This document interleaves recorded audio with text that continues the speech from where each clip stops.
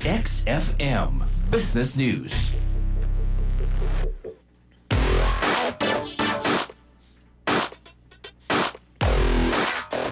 Samtang sa itong balitang patigayon, misakan usab ang presyo sa petroleum product.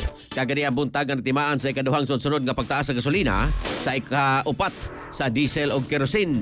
Gipaibaw sa COL Philippines Corporation o Shell Pilipinas Corporation nga miusbaw ang presyo matag litro sa gasolina og piso, diesel nga 2 pesos o kerosene nga peso og 50 centavos.